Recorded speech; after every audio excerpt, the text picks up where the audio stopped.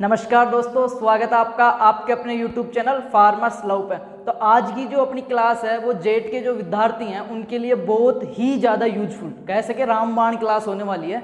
तो आज की क्लास में है क्या, आपका जो जेट के सिलेबस में जो एग्रीकल्चर का सिलेबस है उसमें 3 यूनिट कर रखी है, यूनिट ए, यूनिट बी और यूनिट सी। तो यूनिट जो ए है एग्रोनॉमी, जो 15 क्वेश्चन का वेटेज रखती है, उसका आपको बिना किसी किताब लिए, ठीक है, आपके पास ना कोई किताब होगी ना कुछ, और इसी क्लास को करना क्या, आपको सिर्फ एक कॉन्फिडेंट होके बिल्कुल शांत मन से एकाग्रित होके पूरे ध्यान से इस क्लास को देखना है। पूरे एग्रोनॉमी के सिलेबस को मैं यहीं पे इसी क्लास के अंदर आपको पूरा रिवाइज कर दूंगा, बिना किताब के पूरा रिवाइज पूरा एक बार आपके दिमाग में घुमा देंगे। किताब के पन्ने पलटने की कोई ज़रूरत नहीं है, और अब इतना टाइम बचा नहीं कि आप किताब के पन्ने घुमाओ और कवर कर लो, ठीक है। तो क्लास स्टार्ट करने से पहले आज क्वेश्चंस अपन जो मोस्ट क्वेश्चंस है जेट 2020 के लिए जो पूछे जा सकते हैं वो चीज़ें, और पूरी क्लास को रिवाइज करने वाले हैं। पूरी एग्रोनॉमी को जो फंडामेंटल चीज़ है, एग्रीकल्चर का आधार है, उसको पूरे को रिपीट करने वाले हैं, एक बार आपके दिमाग में घुमाने वाला हूं मैं।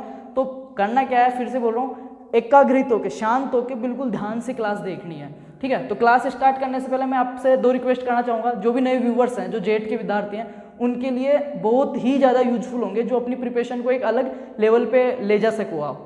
वो 2 वीडियो मैंने पहले डाल रखे हैं, जेट क्रैक द जेट 2020 और एक जेट में सिलेक्शन कैसे, क्या अब कम टाइम में कैसे कौन सी स्ट्रेटजी अपना के आप तैयारी कर सकते हो, प्रिपरेशन कर सकते हो।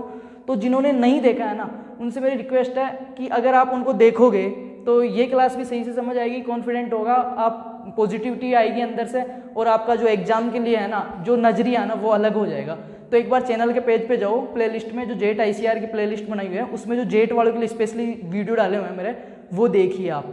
और चैनल को अभी तक सब्सक्राइब नहीं किया ना तो कर दो, क्योंकि ये जो मैं क्वेश्चन दे रहा हूँ ना वो किसी नोटबुक से या जो टेस्ट सीरीज से उठा के नहीं, खुद ने बनाया है। और अकेले क्वेश्चन ही नहीं करेंगे इस क्लास में, पूरी एग्रोनॉमी को रिवाइज करने वाले हैं, ठीक है। तो बहुत मेहनत से बनाया है। तो आगे भी एक जैसे यूनिट बी, यूनिट सी का बायोलॉजी के क्वेश्चंस भी 2 अगस्त से पहले पहले आपको इतना अच्छी तैयारी हो जाएगी कि खुद को कॉन्फिडेंट हो जाएगा कि नहीं यार मैं निकाल लूंगा एक सीट, और निकाल लोगे, ठीक है। तो वो तमाम मतलब आपके पास नोटिफिकेशन आ जाए, आप सबसे पहले अपडेट रहो। उसके लिए क्या करो, चैनल को, पेज को सब्सक्राइब कर लो और बेल आइकन प्रेस कर लो। 1 मिनट लगेगा, 1 मिनट भी नहीं लगेगा, 1 सेकंड लगेगा। मैंने वैसे मेहनत बहुत की इस पर, तो ज़्यादा से ज़्यादा लोगों के काम में आए, ज़्यादा से ज़्यादा मेरे भाइयों के काम आए तो अच्छा ही रहेगा कि इतनी मेहनत की है। तो क्लास स्टार्ट करते हैं। तो आप क्या करो, एक खाली पेज ले लो, ठीक है, एक खाली पेज ले लो और एक पेन ले लो, जिससे अपन क्वेश्चन सोल्व आउट करेंगे। तो फिर मेरे को आप लास्ट में कमेंट में बताना कि आपके कितने क्वेश्चन सही हो रहे हैं, उससे आप मेरे को थोड़ा एवरेज होएगा कि आपकी कितनी क्या तैयारी है, आपको खुद को कॉन्फिडेंट होगा। कंफ्यूज नहीं होना है, जो क्वेश्चन नहीं आ रहे हैं ना वो यहीं पे छोड़ दो, यहीं से प्रैक्टिस होगी आपकी, माइनस मार्किंग नहीं करना है। जो क्वेश्चन नहीं आ रहे हैं ना वो छोड़ देना। अपन आज 35 क्वेश्चन करने वाले हैं, ठीक है, ऑप्शन वाले। वैसे तो पूरी एग्रोनॉमी रिवाइज कराने वाला हूँ, बट 35 क्वेश्चन अभी यहाँ पे सोल्व आउट करेंगे, जो क्वेश्चंस वाले, ऑप्शंस वाले, ठीक है। तो एक कागज ले लो और सबका जैसे मैं क्वेश्चन बोलूंगा पहले, तो आप अपना उत्तर लगा लेना उसमें, ठीक है, कि पहले में ए है या बी है या सी है या डी है, वो आप लगा लेना। आपकी ईमानदारी आपके पास है, ठीक है। आपको करना है क्वेश्चन, नहीं करना है, क्या लगा रहे हो आप लगा लेना। एंड में मैं आंसर बता दूंगा, जैसे क्वेश्चन के एंड में, तो आप फिर कंफर्म कर लेना कि कितने आपके सही हैं कितने गलत है, और मेरे को कमेंट करके बताओगे जरूर, ठीक है यार, ठीक है। तो मैं सेक्शन बी का और सेक्शन सी और बायो के क्वेश्चन बनाए हुए पढ़े हैं, कल शाम को बनाया था, तो वो जल्दी से जल्दी आपको अवेलेबल करवा सकूँ। तो स्टार्ट करते हैं। चैनल को, पेज को सब्सक्राइब, और जितने भी क्लासमेट्स हैं, जितने भी फ्रेंड्स हैं जेट ICR BHU वाले, सबको शेयर करोगे। इतना सा काम करना है आपके भाई के लिए, आपको सबको शेयर, चैनल को सब्सक्राइब, बाकी स्टार्ट करते हैं क्लास। तो क्वेश्चन फर्स्ट अपना जो है IMD, ध्यान से देखना है, कॉन्फिडेंट होकर देखना है, कंफ्यूज नहीं होना है। खाली पेज ले लो, एक पेन ले लो, जिसपे अपने आंसर लिखते जाना। तो जो अपना फर्स्ट क्वेश्चन है वो है IMD स्थित है। ऑप्शन देता हूं मैं 4, कौन कौन से हैं 4 ऑप्शन, वो लिखो आप। IMD स्थित है, या IMD की स्थापना हुई थी, ऐसे कर लेते हैं क्वेश्चन को, ठीक है। 2 क्वेश्चन में सोल्व आउट हो जाएंगे एक जगह। IMD स्थित है या स्थापना। वैसे क्वेश्चन, इसी क्वेश्चन में आपके 3-4 हो रहे हैं कि IMD है क्या, इसकी स्थापना कहाँ पे हुई थी, प्लस कहाँ पे स्थित है, फुल फॉर्म क्या है। तो सबसे पहला जो अपना क्वेश्चन है वो यही है कि IMD की स्थापना हुई थी। तो ऑप्शन देता हूं मैं,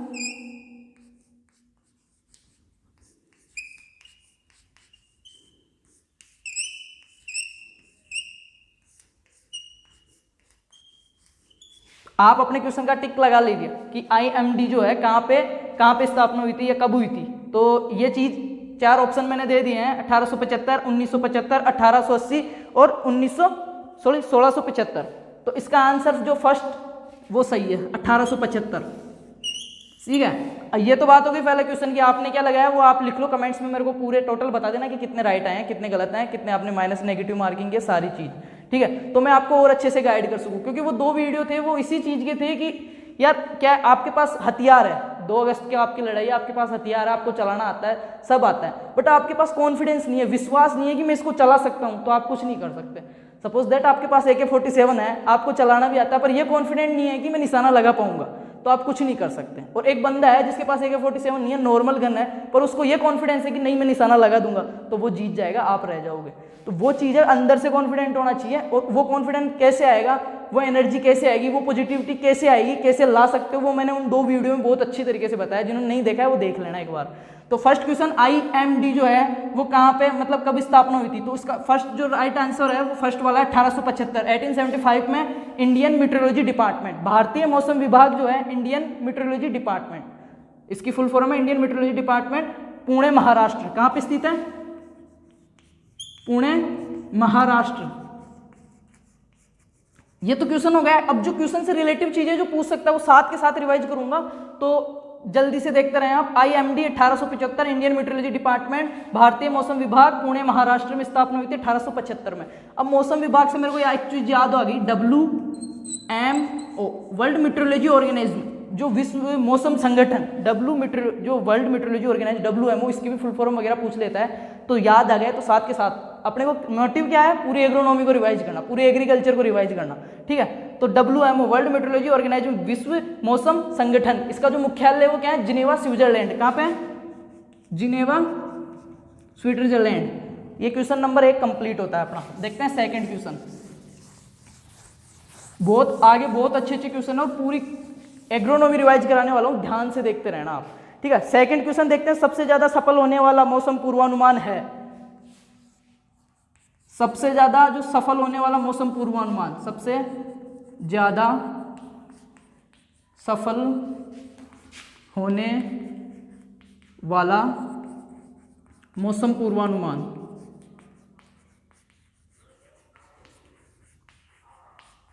हो सकता है राइटिंग थोड़ी समझ में ना आए, जल्दीबाजी में ऐसे लिख रहा हूं मैं। तो सबसे ज्यादा मौसम पूर्वानुमान जो होता है, मौसम की भविष्यवाणी जिसको बोलते हैं, तो कौन सी है कि जो सबसे ज्यादा चांसेस रहते हैं सक्सेस होने के। तो ऑप्शन लिखें आप, फर्स्ट, सेकंड, थर्ड और फोर्थ। 4 ऑप्शन दे रहा हूं मैं आपको कि फर्स्ट पे है दीर्घ अवधि मौसम, मध्यम अवधि और लघु अवधि। दीर्घ लॉन्ग वाला, मध्यम मीडियम, मध्यम अवधि मौसम पूर्वानुमान, दीर्घ अवधि मौसम पूर्वानुमान और लघु अवधि मौसम पूर्वानुमान, लघु अवधि। और चौथा ऑप्शन है नन ऑफ दीज। तो आपका आंसर आप लगा लें, मैं बता रहा हूं उत्तर कि सबसे ज्यादा सफल होने वाला मौसम पूर्वानुमान या मौसम भविष्यवाणी कौन सी है, तो वो है थर्ड ऑप्शन सही है, लघु अवधि। जो शॉर्ट वाला है ना, शॉर्ट लो वो वाला लघु अवधि मौसम पूर्वानुमान। अब लघु अवधि मौसम पूर्वानुमान क्या होता है, अप टू 72 हॉर्स, 72 हॉर्स, मतलब 0 से 3 दिन, 0 से 3 दिन के लिए जो मौसम पूर्वानुमान लगाया जाता है वो क्या कहलाता है, लघु अवधि मौसम पूर्वानुमान। और इसके सबसे ज्यादा चांसेस रहते हैं कि ये सक्सेस हो। और दीर्घ अवधि होता है वो क्या होता है, 30 दिन लगभग। मध्यम अवधि में क्या होता है, 4 से 10 दिन। 4 से 10 दिन के लिए जो मौसम अवधि पूर्वानुमान जो लगाया जाता है, पूर्वानुमान या एवरेज लगाया जाता है जो मौसम विभाग के अधिकारियों के द्वारा, जो यंत्रों के द्वारा, मध्यम अवधि में वो 4 से 10 दिन के लिए होता है। वैसे मौसम पूर्वानुमान जो होता है ना, मौसम भविष्यवाणी 3 प्रकार की होती है, लघु अवधि मौसम पूर्वानुमान, मध्यम अवधि मौसम पूर्वानुमान और दीर्घ अवधि मौसम।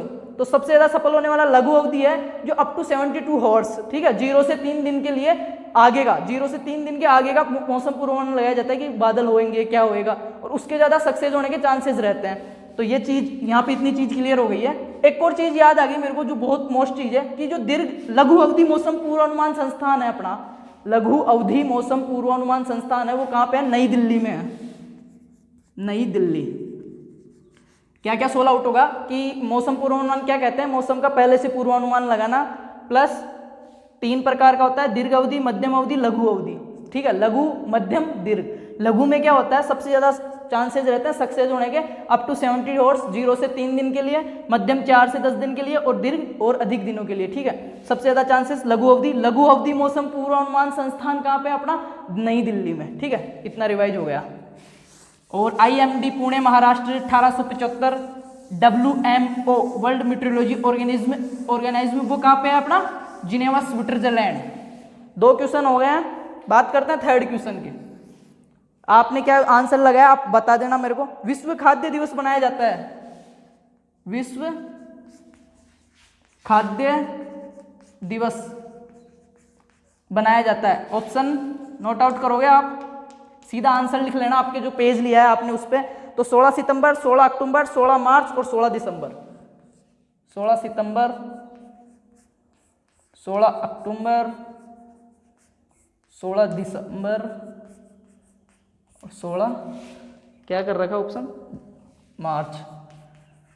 अब आप बताओ विश्व खाद्य दिवस है कब बनाया जा रहा है। तो इसका जो राइट आंसर है आपने लगा लिया होगा आई होप, वो है 16 अक्टूबर। विश्व खाद्य दिवस 16 अक्टूबर।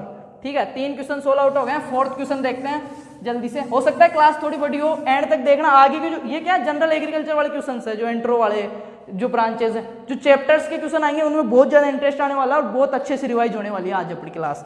तो देखते हैं फोर्थ क्वेश्चन। एंड्रॉइड बैरोमीटर या बैरोमीटर यंत्र उपयोगी है। जो बैरोमीटर है, बैरोमीटर वो उपयोगी है। बैरोमीटर जो यंत्र है वो किसमें उपयोगी है। तो ऑप्शन नोट आउट करो या देखो। ऑप्शन 4 ऑप्शन देता हूं मैं, कौन कौन से हैं। ऊंचाई मापने में, ऊंचाई मापने में, वायुमंडलीय दाब मापने में, वायुमंडलीय दाब और रंध्र व्यवहार, रंध्र व्यवहार प्लस चौथा जो ऑप्शन है अपना वो है जड़ दाब, जड़ दाब मापने में, जड़ दबाव या जड़ दाब जो होता है वो मापने में। बैरोमीटर किसके लिए उपयोगी है, तो आपने अपना आंसर क्लिक कर लिया होगा। तो जो बैरोमीटर है, एंड्रॉइड बैरोमीटर भी उसको बोलते हैं, जो वायुमंडलीय दाब मापने में उपयोगी है ये। ठीक है, वायुमंडलीय दाब। अब इसमें बहुत ज्यादा कंफ्यूजन रहता है, तो इसको याद कैसे करना है। एक चीज दाब और वैसे बैरोमीटर, तो ऐसे याद रखना, दा बैरोमीटर, दा बैरोमीटर या दाब बैरोमीटर। दाब लास्ट ब आ रहा है, वैसे स्टार्ट हो रहा है बैरोमीटर, दाब का है। अच्छी तरीके से याद रखना। ऊंचाई मापने के लिए कौन सा यंत्र है अपने पास, अल्टीमीटर। ये भी साथ के साथ क्लियर करते हैं, ऊंचाई मापने के लिए अल्टीमीटर। ठीक है, और जो रंध्र व्यवहार है उसके लिए वो है ही बैरोमीटर। तो उत्सर्जन या जो जड़ दबाव है उसके लिए कौन सा है, मैनोमीटर, मैनोमीटर। तो यहाँ पे 4 चीज क्लियर हो गई। एक चीज ये ध्यान रखना है, ऊंचाई के लिए आएगा अल्टीमीटर, दाब बैरोमीटर। ठीक है, ऐसे याद रखना है अपने को ट्रिक से, क्या है, इससे कंफ्यूजन कम होता है, भूलते नहीं है अपन। तो 4 क्वेश्चन कंप्लीट। बात करते हैं 5वें की। Question number 5, question number 5, vitamin B12 का नाम बताइए। विटामिन B12 का नाम। ऑप्शन देता हूं मैं, फर्स्ट, सेकंड, थर्ड, फोर्थ। ठीक है, ऑप्शन फर्स्ट क्या है अपना, राइबोफ्लेविन, राइबोफ्लोविन, राइबोफ्लेविन। ऑप्शन जो सेकंड है वो अपना क्या रहेगा, पायरोडॉक्सिन, पायरोडॉक्सिन। ऑप्शन जो थर्ड है वह साइनोकोलेबामाइन या कोलेबामाइन या साइनोकोलेबामाइन, कोलोबेमाइन। और जो 6 है, फोर्थ ऑप्शन है वो है फाइलोक्यूनोन, फाइलोक्यूनोन है, फाइलोक्यूनोन।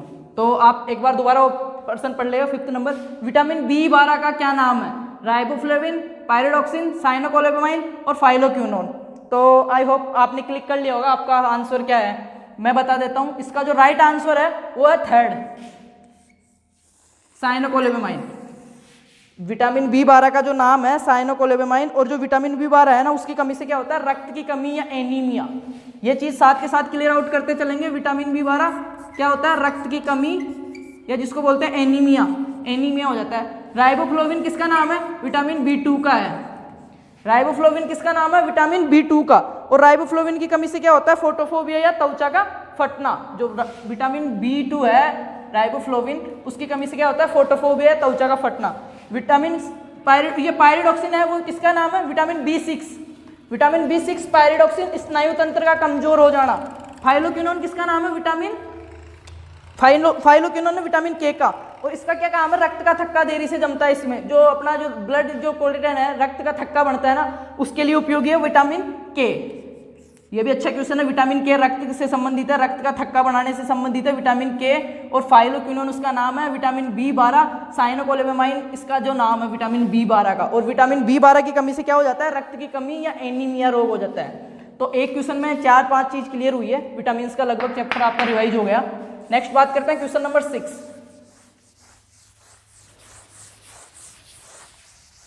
क्वेश्चन नंबर 6 साथ के साथ रिवाइज कॉन्फिडेंट होकर देखना है ध्यान से, और पूरी चीजें अपने दिमाग में ही घुमानी है, ना कि किताब के पन्ने पलटने हैं। और अब इतना टाइम बचा भी नहीं कि आप किताब के पन्ने पलट सको और इस लड़ाई को जीत सको, क्योंकि 2 अगस्त को यही है। तो एक रणनीति, एक स्ट्रेटजी, एक थीम, एक प्लान के अनुसार काम करोगे तो ही आप जीत पाओगे। बाकी घबराने की जरूरत नहीं, इतना कोई हार्ड पेपर नहीं आता, हवा बनाता है सब। बिल्कुल शांत मन से, बिल्कुल कॉन्फिडेंट होकर पेपर देना है, यह सोच के कि मेरे को एक सीट निकालनी है बस। कितने फॉर्म लगे हैं, कब काउंसलिंग होगी, क्या कट ऑफ जा रही है, नहीं सोचना। सिर्फ ये कि एक सीट निकालनी है और निकाल लूंगा, यह सोच के तैयारी करनी है। और यही सोच के 2 अगस्त को पेपर देके आना है, अच्छे से, शांति से, कॉन्फिडेंस के साथ, पॉजिटिविटी के साथ। क्वेश्चन नंबर 6 बात करें। क्वेश्चन नंबर 6 SRI पद्धति किससे संबंधित है? जो SRI पद्धति है कौन सी फसल से संबंधित है? ऑप्शन लिखिएगा 4। पहला ऑप्शन है अपना ज्वार, दूसरा है चावल या धान, ठीक है। थर्ड जो ऑप्शन है बरसीम, फोर्थ ऑप्शन जो अपना सोयाबीन। अब इसमें आपके 5 क्वेश्चन मैं क्लियर आउट करवाऊंगा। पहले आप, ये 6 नंबर का क्वेश्चन है, SRI पद्धति जो है, SRI पद्धति किससे संबंधित है, ये चीज आप क्लिक कर लिया होगा क्वेश्चन आपने, सही आपका आंसर। तो ये SRI पद्धति है वो धान से संबंधित है, धान से, चावल से, जिसका नाम ओराइजा सैटाइवा है, उससे संबंधित है SRI पद्धति, ठीक है। और SRI पद्धति को क्या बोलते हैं हिंदी में? इसका पूरा नाम क्या है? चावल की गहनता प्रणाली। जो चावल की गहनता प्रणाली, हिंदी में इसको चावल की गहनता प्रणाली भी बोलते हैं। 2 चीज क्लियर। थर्ड चीज की फादर ऑफ SRI, जो धान की SRI पद्धति है उसका फादर कौन है, जनक कौन है? तो इसमें आपको 2 मिल जाएंगे, ठीक है। एक तो फादर हेनरी डी, या फिर आपको मिल जाएगा जेसुइट पादरी।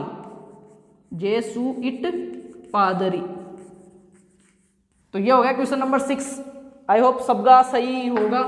मैंने वो क्वेश्चन ऐड किए इसमें जो आप लगातार कंटिन्यूस पढ़ते आ रहे हो ना, वो क्वेश्चन तो आपको वैसे ही आते हैं, उनको कर करके क्या मतलब है, और वो हमेशा आते हैं जो उनका क्या मतलब रहेगा। मतलब कॉन्फिडेंस लेवल कम नहीं करना आपको, बहुत अच्छे से पेपर करना है, माइनस मार्किंग नहीं करनी है, इनमें भी नहीं करनी है। यहीं से पता चल जाएगा। अभी 35 क्वेश्चन सोल्व आउट कर रहे हैं आप, कितने सही है कितने गलत है मेरे को कमेंट बॉक्स में बताओगे आप, ठीक है। फिर अपन बायो और होटी, एनिमल हस्बेंड्री के क्वेश्चन जल्दी से जल्दी ला रहे हैं। नंबर बात करते हैं क्वेश्चन नंबर 7 की। जो रेनबो क्रांति है, इंद्रधनुष, जो इंद्रधनुष क्रांति है अपनी कृषि से संबंधित में है, इंद्रधनुष क्रांति है, उसके जनक कौन है? जो रेनबो रिवोल्यूशन है, इंद्रधनुष क्रांति के जनक।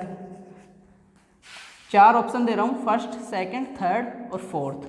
4 ऑप्शन है। इंद्रधनुष क्रांति है जो रेनबो जो है उसके जनक कौन कौन से है? तो डॉक्टर KL चड्डा, फर्स्ट ऑप्शन पे डॉक्टर KL चड्डा, सेकंड पे है वर्गीस कुरियन, ठीक है। थर्ड पे है एनी बोरलॉग, और फोर्थ जो अपना है वो है कौन सा है? नीतीश कुमार।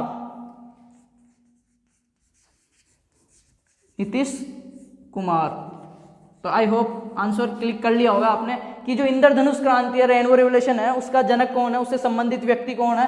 तो आपने क्वेश्चन क्लिक आउट कर लिया होगा, KL चड्डा, वर्गीस कुरियन, एनी बोरलॉग और नीतीश कुमार। तो इसका जो राइट आंसर है वो है 4th number, Nitish Kumar. First चीज। दूसरी चीज, इंद्रधनुष क्रांति है क्या? कृषि के सभी क्षेत्रों से संबंधित है। इसका संबंध किससे? कृषि के सभी क्षेत्रों से संबंधित है इंद्रधनुष क्रांति, जो किसके द्वारा चलाई गई थी? डॉक्टर नीतीश कुमार के द्वारा। डॉक्टर KL चड्डा ने क्या किया था, ये चीज भी साथ के साथ क्लियर आउट। आप क्वेश्चन पढ़ो ना तब 4 ऑप्शन का देखे करो, उससे क्या माइंड में पूरा घूम जाता है एक बार, तो बहुत ज्यादा यूजफुल होगा, बहुत जल्दी रिविजन होगा, बार बार पढ़ने पलटने की जरूरत नहीं होगी, माइंड में हमेशा सेटअप रहेगा ये चीज। शब्द आते ही पता चल जाएगा क्योंकि रिवाइज होता रहेगा time to time.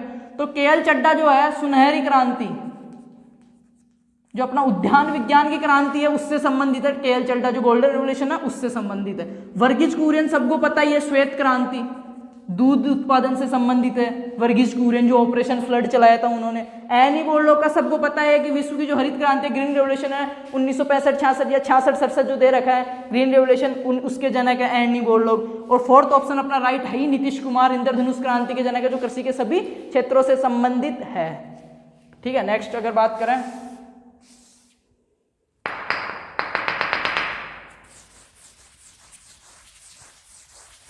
Next question देखते हैं इसके आगे। तो स्केटिंग की क्रिया संबंधित है, जो स्केटिंग की क्रिया है वो किससे संबंधित है यार? स्केटिंग की क्रिया किस फसल से संबंधित है? स्केटिंग की क्रिया कौन सी फसल से संबंधित है? ऑप्शन देखें 4। पहला ऑप्शन है इसमें स्केटिंग की क्रिया किससे संबंधित है के अंदर चाय। अब मेरे को क्या ना ऐसे ऑप्शन याद नहीं रहते तो देख लेता हूं मैं। चाय, जूट, टमाटर, चाय, जूट, टमाटर और मूंगफली।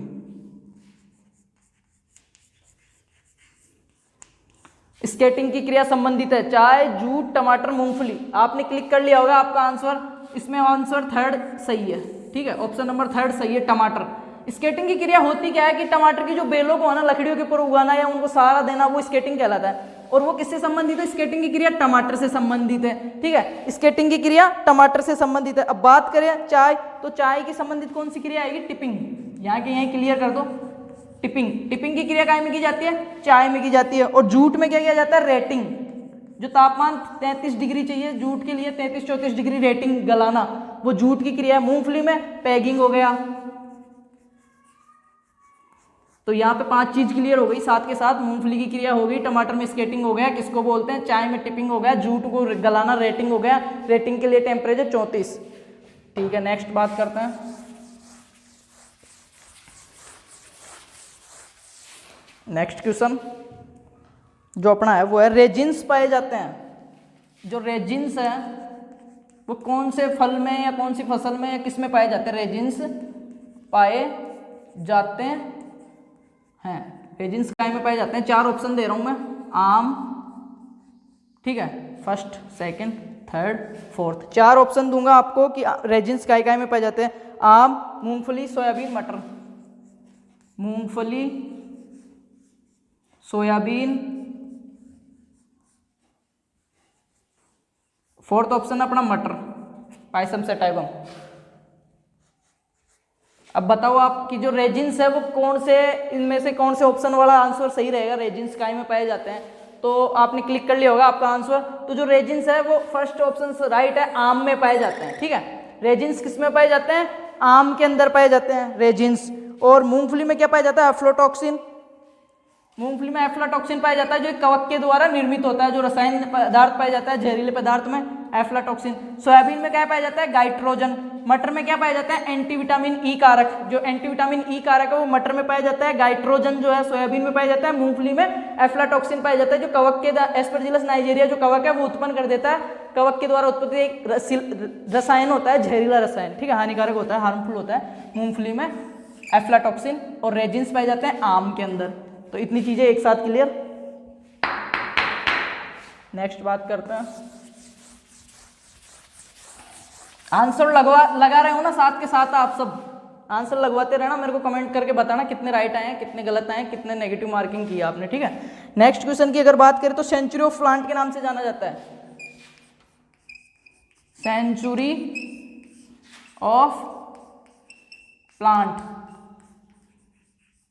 सेंचुरी ऑफ प्लांट के नाम से जाना जाता है। 4 ऑप्शन दे रहा हूं मैं कि कौन से पौधे को सेंचुरी ऑफ प्लांट के नाम से जाना जाता है। नारियल, केला, आम, खजूर। नारियल, केला, आम, खजूर। किस पादप को या किस पौधे को सेंचुरी ऑफ प्लांट के नाम से जाना जाता है? 4 ऑप्शन दे दिए हैं, नारियल, केला, आम, खजूर। आपने अपना आंसर क्लिक कर लिया होगा। मैं बता देता हूं, फोर्थ ऑप्शन राइट। खजूर को सेंचुरी ऑफ प्लांट के नाम से जाना जाता है। खजूर को क्या? सेंचुरी ऑफ प्लांट के नाम से जाना जाता है। रही बात नारियल की, तो नारियल को ट्रॉपिकल ट्री के नाम से जाना जाता है। केले को किस नाम से जाना जाता है? जो पुराने फल है, प्राचीनतम फल, ठीक है, प्राचीनतम फल के नाम से या ट्रॉपिकल फ्रूट के नाम से जाना जाता है। और नारियल को tree of heaven, HEVN, heaven. अगर आपको पूछा जाए कि ट्री ऑफ हेवन के नाम से जाना जाता है तो नारियल, और सेंचुरी ऑफ प्लांट के नाम से जाना जाता है तो राइट आंसर है खजूर। और केला अपना ट्रॉपिकल फ्रूट है। आम को क्या, फलों का राजा सबको पता ही है, फलों का राजा आम है, ठीक है। तो ये 4-5 चीज क्लियर होती है यहाँ पे। नेक्स्ट क्वेश्चन की बात करते हैं। अब जो क्वेश्चन आए ना आगे, एक से बढ़ के एक क्वेश्चन आएंगे, कंप्लीट एंड तक देखना है, फुल शेयर करना है। बाकी मेरे को बताओगे आपको कैसा क्या रहा, तो मैं आगे का आपको अवेलेबल करवाऊँ बहुत जल्द से जल्द। CISH स्थित है, CISH कहाँ पे स्थित है? अब यहाँ पे आपको दो है, ये ऐसे भी आ सकता था इसकी फुल फॉर्म, और ये कहाँ पे स्थित है, ठीक है, फुल फॉर्म क्या है इसकी, तो वो बाद में डिस्कस करेंगे। मेन अपना जो क्वेश्चन है वो क्या है अभी, CISH कहाँ पे स्थित है। तो आप ऑप्शन लिखोगे CISH कहाँ पे, बेंगलोर, लखनऊ, बीकानेर, वाराणसी। बेंगलोर,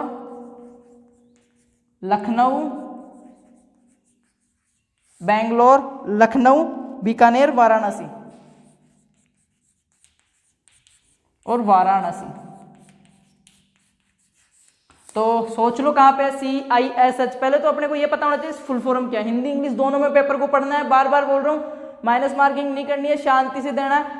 एक बार और देख लेना, अगर जो क्वेश्चन आ रहा है उनको 2 बार देखो, कैसे भी आप बिल्कुल मतलब नेगेटिव मार्किंग करनी नहीं है। CISH, अब इसको हिंदी इंग्लिश दोनों साइड से देखना पेपर को, जो क्वेश्चन नहीं आ रहे हैं उसको, उससे बहुत फर्क पड़ता है। क्योंकि कुछ शब्द ऐसे हैं जो अपने को इंग्लिश में आते हैं, हिंदी नहीं आती, या कुछ की हिंदी आती है इंग्लिश नहीं आती, तो वो देखोगे तो आपके लिए इजी रहेगा थोड़ा।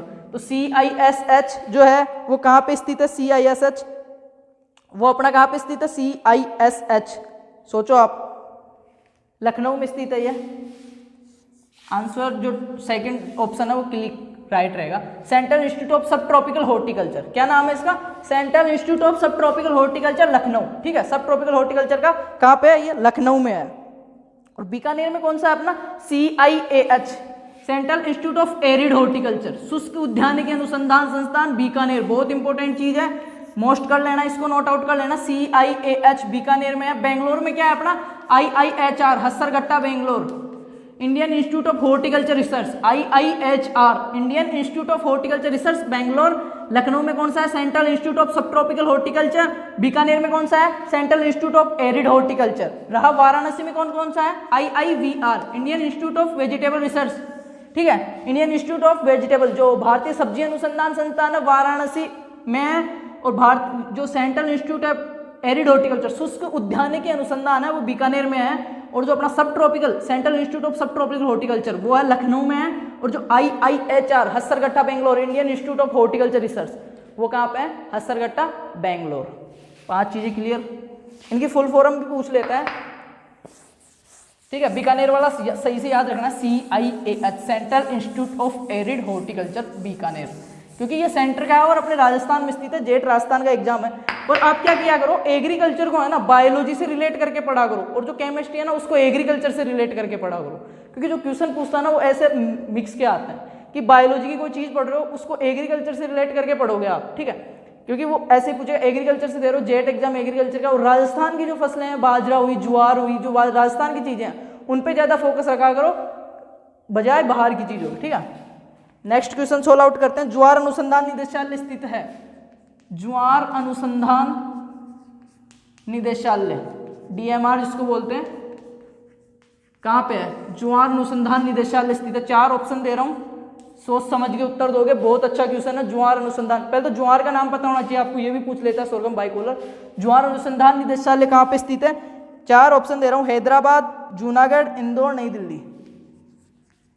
हैदराबाद, जूनागढ़, यार एक तो हिंदी में लिखने में मेरे को बहुत प्रॉब्लम है। हैदराबाद, जूनागढ़, इंदौर और नई दिल्ली, इंदौर और नई दिल्ली। फिर से एक बार क्वेश्चन देखोगे, ज्वार अनुसंधान निदेशालय कहाँ पे स्थित है। ऑप्शन 4 दे रखे हैं मैंने, हैदराबाद, जूनागढ़, इंदौर और नई दिल्ली। तो आपने क्लिक कर लिया होगा शायद।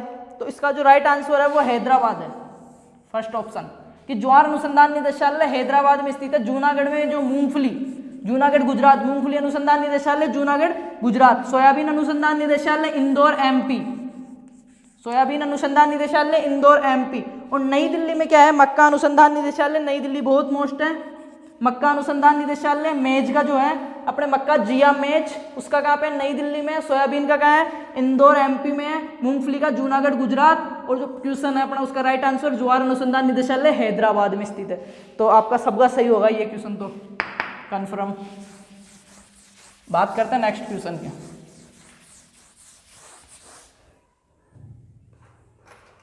बात करते हैं नेक्स्ट, भारत की औसत वार्षिक वर्षा कितनी है। इस क्वेश्चन में 4-5 चीज सोल्व आउट करेंगे, अच्छे से समझना, इसमें बहुत बार गलत हो जाता है। भारत की पूछ रहा हूं मैं, ठीक है, भारत की औसत वार्षिक वर्षा कितनी है, औसत वार्षिक वर्षा, भारत की औसत वार्षिक वर्षा कितनी है। ऑप्शन 4 दूंगा, बड़े ध्यान से देखना है। और इसमें एक चीज आपको मैं स्पेशली नोट करवाऊंगा जो आप हमेशा गलती करोगे, ठीक है। भारत की औसत वार्षिक वर्षा कितनी है, तो ऑप्शन लिखोगे 575 mm, 990, 575 mm। अब इसको सेमी में तो ऐसे भी आ सकता है 57.5 सेमी, तो वहां पे गलती नहीं करनी है, ठीक है। 990 या फिर, ठीक है, 990 mm कर लो आप ऑप्शन में। थर्ड जो अपना ऑप्शन रहेगा वो क्या रहेगा, 1194 mm, या फिर इसको सेमी में बदलोगे तो 1200 सेमी भी दे सकते, 120 सेमी भी दे सकता है आपको, ठीक है। ऑप्शन में मिल सकता है 120 सेमी या 1194 mm भी मिल सकता है। बात करते हैं 675, जो थर्ड वाला है, फोर्थ ऑप्शन 675 mm या 67.5 सेमी। भारत की औसत वार्षिक वर्षा है 575 mm, 990 mm, 1194 mm या 1200 mm या 120 सेमी या 675 mm। तो राइट आंसर आपने क्लिक कर लिया होगा 1194। अब इसमें मैं बात बताऊं, पिछली बार एक बार क्वेश्चन आया था तो इसमें ये गलत हो गया था बहुत का, लोगों ने 1190 था और 1200 था, ये थे ऑप्शन उसमें। तो 1194 है वैसे एग्जैक्टली, जो भारत की औसत वार्षिक वर्षा है 1194 है, पर इसको सेमी में 120 सेमी भी दे देता है या 1200 mm भी आपको मिल सकती है, ये चीज आप ध्यान रखोगे। और फर्स्ट ऑप्शन ही जो आपको सही लगेगा, जैसे आप देखोगे औसत वार्षिक वर्षा टिक करने की सोचोगे, क्योंकि ये 575 mm राजस्थान की है। राजस्थान की औसत वार्षिक वर्षा कितनी है, 575 mm, जबकि भारत की कितनी है 1194, और विश्व की कितनी है 990 mm। ये आपको 1000 भी मिल जाएगा, ठीक है, 1000 mm या सेमी। तो जो अपना भारत की औसत वार्षिक वर्षा में थर्ड जो ऑप्शन है वो राइट रहेगा, 1194, 1200 या 120 आपको ऑप्शन में मिल सकते हैं। फर्स्ट जो ऑप्शन था 575 वो राजस्थान के, सेकंड जो ऑप्शन था 990 या 1000 वो विश्व की वार्षिक वर्षा है, और 1194 भारत की औसत वार्षिक वर्षा है। बात करते हैं नेक्स्ट क्वेश्चन की।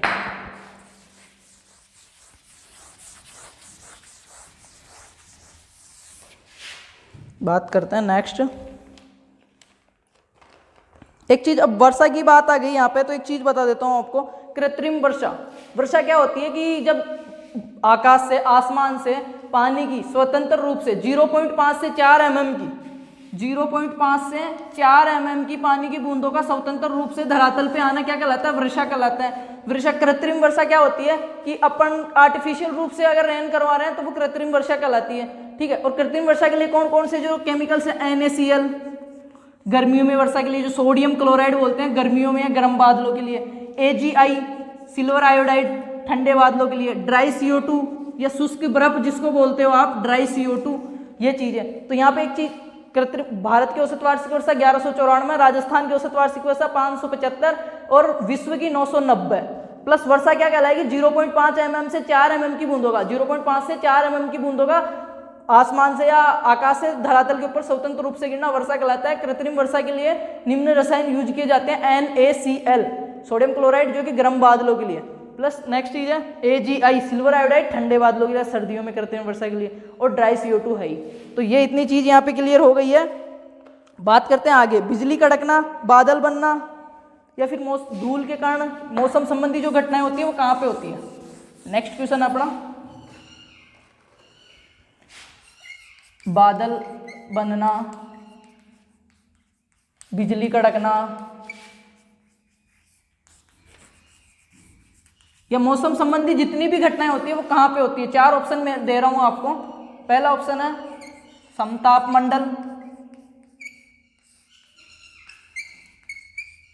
आयन मंडल, क्षोभ मंडल,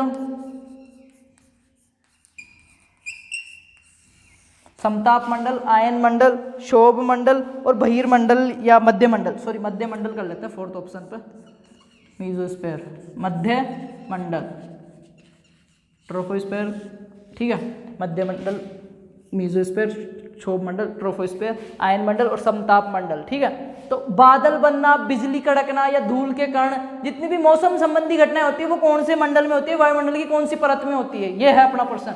तो चार ऑप्शन मैंने दे दिए, राइट आंसर आप क्लिक कर लो, ठीक है, कर लिया होगा। राइट आंसर कौन सा है, राइट जो ऑप्शन है, तो इसमें आएगा जो बादल बनना, मौसम संबंधी घटनाएं या मौसम का जीवन आधार या मौसम का आधार किस मंडल को कहते हैं, तो वो किसको बोलते हैं, क्षोभ मंडल या ट्रोपोस्फीयर को बोलते हैं। अब ये बात आ गई ट्रोपोस्फीयर की, तो इसमें क्या होता है, क्षोभ मंडल में मौसम संबंधी सभी घटनाएं इसी में घटित होती है और उसमें ऊपर जाने पर जो इसकी लैप्स रेट होती है, ताप हास दर लैप्स रेट, वो कितनी होती है, 6.5 डिग्री, 6.5 डिग्री सेल्सियस पर किलोमीटर ऊपर जाता है, तापमान घटता है, ठीक है। तो ये हो गई क्षोभ मंडल की चीज। बात करते हैं नेक्स्ट क्वेश्चन की। ये क्वेश्चन दोबारा देख लो, बादल मौसम संबंधी जितनी भी घटनाएं हो रही हैं क्षोभ मंडल में हो रही है। क्षोभ मंडल में जो लैप्स रेट होती है 6.5 डिग्री पर किलोमीटर होती है, 6.5 डिग्री सेल्सियस। बात करें नेक्स्ट क्वेश्चन, ऊंट अनुसंधान केंद्र, जो ऊंट अनुसंधान केंद्र है वो कहाँ पे है, कैमल का ऊंट अनुसंधान केंद्र स्थित है, कौन से में है, 1 2 3 4 ऑप्शन दे रहा हूँ। 4 ऑप्शन आप देखिएगा कौन से जो जलवायु खंड है अपने उनमें कौन से में स्थित है ऊंट अनुसंधान केंद्र। First B, first C, second A और सेकंड बी। अब बताओ, जो जलवायु खंडों में बांटा हुआ राजस्थान को, उनमें से ऊंट अनुसंधान केंद्र कहाँ पे स्थित है। पहले तो आपको यह पता होना चाहिए कि ऊंट अनुसंधान केंद्र कहाँ पे स्थित है। बहुत अच्छा क्वेश्चन है राजस्थान के लिए, जेट के लिए। ऊंट अनुसंधान केंद्र कहाँ पे स्थित है, पहले तो ये बताओ, फिर बताओ कि ऊंट अनुसंधान कौन से में है, जो वो जिले में है वो जिला कौन से जलवायु खंड में आ रहा है। तो क्वेश्चन बहुत अच्छा क्वेश्चन है, घुमा के दिया हुआ है, लैंग्वेज वो समझना है आपको, और ज़्यादा हार्ड नहीं है अगर आपको ये पता है और आपका कॉन्सेप्ट क्लियर है, ठीक है। तो बात करते हैं ऊंट अनुसंधान केंद्र कहाँ पे स्थित है। तो आपने राइट आंसर क्लिक कर लिया होगा कि ऊंट अनुसंधान केंद्र कहाँ पे स्थित है, फर्स्ट सी में है। और फर्स्ट सी में अपने कौन कौन से जो डिस्ट्रिक्ट जिले आते हैं, चूरू, बीकानेर और जैसलमेर। फर्स्ट सी सबसे बड़ा जलवायु खंड है, ठीक है। ये चीजें यहीं की यहीं सोल आउट करते हैं। ऊंट अनुसंधान केंद्र बीकानेर में स्थित है। खजूर अनुसंधान केंद्र भी बीकानेर में ही है। खजूर अनुसंधान केंद्र बीकानेर में है। सेंट्रल एरिड इंस्टीट्यूट, जो CIAH central institute of arid horticulture, वो भी बीकानेर में है, वो फर्स्ट सी में आ रहे हैं, ठीक है। जैसलमेर, बीकानेर और चूरू फर्स्ट सी। ऊंट अनुसंधान संस्थान, खजूर अनुसंधान संस्थान जो अपना SKRU है वो भी बीकानेर में है। ऐसे एक साथ चीजें क्लियर किया करो, माइंड के अंदर घुमाया करो, किताब के पन्ने मत चेंज किया करो, ठीक है। फर्स्ट सी में है। इसका राइट आंसर क्या है अपना, सेकंड ऑप्शन है फर्स्ट सी में। फर्स्ट अगर बी की बात करें तो इसमें श्रीगंगानगर और हनुमानगढ़ आते हैं। इसमें कौन कौन से आते हैं, श्रीगंगानगर और हनुमानगढ़, ऊपर वाला, ठीक है। श्रीगंगानगर हनुमानगढ़ फर्स्ट बी में आ गए। बात करें अगर सेकंड ए की तो नागौर, सीकर, झुंझुनू। अब इससे एक क्वेश्चन अच्छा होता है कि राजस्थान का जो प्रथम KVK था, ठीक है, वो किसमें था, सेकंड ए खंड में, जो नागौर, सीकर, झुंझुनू हो गया, फतेहपुरी या शेखावटी सीकर में था। कब खुला था, 1976 में। राजस्थान का प्रथम KVK सेकंड ए में आ रहा है, 1976 में खुला था। अब बात करें भारत के फर्स्ट KVK की, तो इंडिया का फर्स्ट KVK था 1974 पांडिचेरी में। वो मोहन सिंह मेहता की सिफारिश से स्टार्ट किया गया था 1974 में पांडिचेरी के अंदर, ठीक है, भारत का पहला KVK। उसके 2 साल बाद 1976 में राजस्थान का प्रथम KVK सीकर में जो अपना है फतेहपुरी, वो है, वो सेकंड बी में आता है, सेकंड ए में आता है। बात करें सेकंड बी की, तो सेकंड बी में क्या है, जालोर, पाली, सिरोही। इसमें कौन कौन से आते हैं, जालोर, पाली, सिरोही। तो ये आपके जलवायु खंड रिवाइज हो गए हैं यहाँ पे। बात करते हैं नेक्स्ट क्वेश्चन के। मेरा ये रहेगा कि जो क्वेश्चन आ रहा है ना, उस जिस टॉपिक से आ रहा है ना, उस टॉपिक को साथ के साथ ज़्यादा से ज़्यादा कवर कर पाए अपन, ठीक है। बात करते हैं नेक्स्ट, निम्न में से कौन सा मृदा निर्माण का सक्रिय कारक है, एक्टिव फैक्टर है। बहुत ही अच्छा क्वेश्चन है। मैं जो कारक लिख रहा हूं कि निम्न में से कौन सा मृदा निर्माण का सक्रिय कारक है। जो सोइल फैक्टर्स है, जो मृदा के निर्माण के जो कारक हैं, सक्रिय, निष्क्रिय, उदासीन जो कारक होते हैं, उनमें से मैं जो ऑप्शन दे रहा हूं उनमें से कौन सा सक्रिय है आपको ये बताना है। बहुत अच्छा क्वेश्चन है कि कौन सा कारक, निम्न में से कौन सा कारक मृदा सक्रिय कारक है, मृदा निर्माण का सक्रिय कारक है। तो इसमें मैं 4 ऑप्शन देता हूं, समय, ढलान, पैतृक पदार्थ, समय, ढलान, पैतृक पदार्थ और 4th ऑप्शन है जैवमंडल। तो इनमें से एक्टिव फैक्टर कौन सा है, सक्रिय कारक कौन सा है मृदा निर्माण में, सोच के आंसर देना है। ठीक है, तो आई होप आपने सही आंसर क्लिक कर लिया होगा, सही ऑप्शन। इसमें जो आंसर है मृदा निर्माण का जो सक्रिय कारक है वो है जैवमंडल। समय जो है वो उदासीन कारकों में आता है, मृदा के निर्माण में समय का कोई प्रभाव नहीं पड़ा। और जो ढलान और पैतृक पदार्थ है वो निष्क्रिय कारकों में आते हैं। ठीक है, यहीं पे 4-5 चीज क्लियर हो रही है कि मृदा का सक्रिय कारक सक्रिय कारक दो ही है, वायुमंडल और जैवमंडल। ठीक है, वायुमंडल और जैवमंडल जो ऐसे 2 कारक है, फैक्टर हैं जो मृदा निर्माण के सक्रिय कारक हैं, उसको प्रभावित करते हैं। निष्क्रिय में क्या आ रहा है, ढलान, पैतृक पदार्थ, ये चीजें आती है। उदासीन में क्या आता है, समय। ठीक है, उदासीन में समय। नेक्स्ट क्वेश्चन,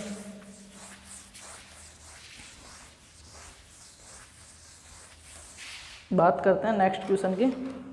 तो नेक्स्ट क्वेश्चन यहीं पे अब मृदा का सत्य घनत्व होता है, या जो ट्रू डेंसिटी है वो कितनी होती है।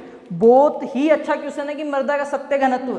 अब यहाँ पे भी एक क्वेश्चन के साथ आपको 5 चीज क्लियर करवाऊंगा मैं। मृदा का सत्य घनत्व कितना होता है, सत्य घनत्व, ट्रू डेंसिटी जिसको बोलते हैं। ऑप्शन 4 ऑप्शन नोट आउट करो और अपने जो आंसर है राइट आंसर उसको आप पेपर पे लिख लेना आप। ठीक है, तो 4 ऑप्शन दे रहा हूं मैं, 1.33 ग्राम सेमी माइनस। ठीक है, दूसरा जो अपना ऑप्शन रहेगा 2.65,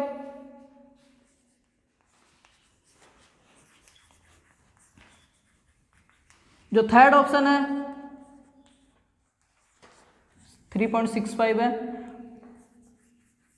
और जो फोर्थ ऑप्शन है वो है 0.93 ग्राम पर सेमी क्यूब। ठीक है, मृदा का सत्य घनत्व कितना होता है, ट्रू डेंसिटी कितनी है मृदा की। तो इससे पहले आपको यह पता होना चाहिए कि मृदा घनत्व किसको बोलते हैं। ठीक है, पहले बात तो सॉइल डेंसिटी क्या होती है, सॉइल डेंसिटी कितने प्रकार की होती है, और फिर सत्य घनत्व क्या होता है, वो सब चीजें बाद में अभी के भी क्लियर आउट करवा रहा हूं। बट सबसे पहले इसका आंसर क्लिक कर लो आप। इसका आंसर क्या रहेगा, जल्दी से क्लिक आउट करोगे तो इसका जो राइट आंसर है सेकंड 2.65। अब ये क्या है ये चीज समझ लो जल्दी से, ज्यादा टाइम वेस्ट नहीं करते हुए।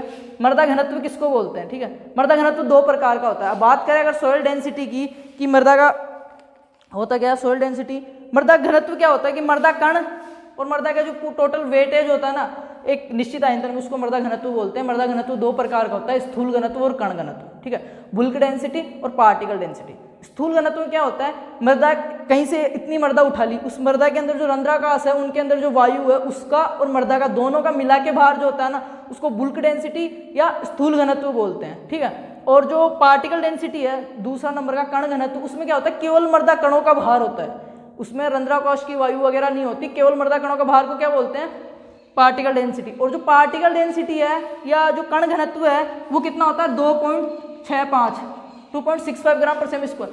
तो इसी को स्थूल वो कहते हैं ट्रू डेंसिटी या सत्य घनत्व, क्योंकि किसी भी प्रकार की जैविक या कोई सी भी क्रिया करके अपन जो मृदा का जो कण घनत्व है ना उसको परिवर्तित नहीं कर सकते हैं, यह हमेशा यही रहेगा 2.65 ही रहेगा, इसलिए इसको ट्रू डेंसिटी बोलते हैं। जबकि बुल्क डेंसिटी है स्थूल घनत्व, उसमें अपन पाटा लगा के खाद का यूज करके उसको एक्सचेंज कर सकते हैं, बदल सकते हैं, जो 1.33 होता है ना उसको चेंज कर सकते हैं, क्योंकि उसमें जो रंध्राकाश में वायु का भार है ना उसको अपन कम ज्यादा कर सकते हैं, क्योंकि माटी में अपन सोइल के अंदर जो पोरोसिटी है रंध्राकाश उसको बढ़ा सकते हैं घटा सकते हैं अपनी क्रियाओं के द्वारा, या खेत की जो क्रियाएं उनके द्वारा कैसे भी करके।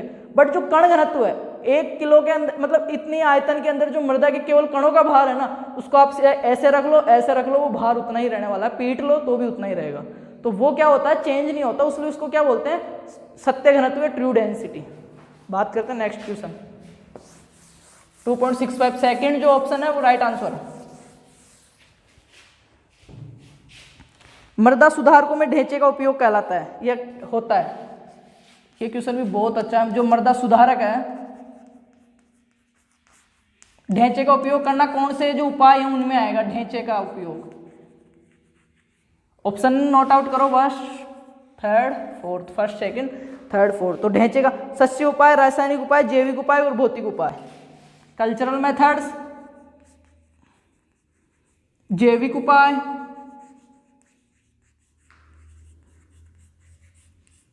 सस्य उपाय, जैविक उपाय, रासायनिक उपाय और भौतिक उपाय। रासायनिक केमिकल कंट्रोल वाले और भौतिक। जल्दी से प्रश्न को दोबारा देखोगे क्वेश्चन को कि मृदा सुधारकों के अंदर ढेंचे का उपयोग करना कौन से उपायों के अंतर्गत आएगा? सस्य उपायों में, जैविक उपायों में, रासायनिक उपायों में, भौतिक उपायों में। तो ये काय में आएगा? आपने आपका जो राइट आंसर है ऑप्शन क्लिक कर लिया होगा, जैविक उपायों में आता है। ये जैविक चीज का उपयोग करके, जैविक पौधे का उपयोग करके अपन मृदा के जो लवणीय क्षारीय मृदा है उनको सुधार रहे हैं, कोई भी सुधार रहे हैं, वो क्या जैविक में आएगा। सस्य उपाय में क्या आता है? जो कल्चरल मेथड है, जैसे बीज का वगैरह वो चीज आती है। रासायनिक में क्या आता है? जिप्सम वगैरह का यूज कर रहे हैं, केमिकल्स का यूज कर रहे हैं। भौतिक में क्या आता है? खुरच कर या फिर पानी भर कर, वो चीजें आती है भौतिक के अंदर जो अपन फिजिकली करते हैं। रासायनिक में केमिकलों का यूज करते हैं। सस्य में जो कल्चरल उपाय करते हैं बिना कुछ किए। और जैविक में आपके आए गया ढेंचा वगैरह हो गई, सनई वगैरह हो गई, इनको लगा के मृदा को सुधारना जैविक उपायों में आता है। तो आई होप सबका सही होगा ये क्वेश्चन कि मृदा सुधारकों में ढेंचे का उपयोग, कार्बनिक खादों का यूज करना, ये किस में आता है? जो जैविक उपाय है लवणीय मृदाओं को सुधारने किए जाते हैं। वैसे बात करते हैं नेक्स्ट क्वेश्चन की।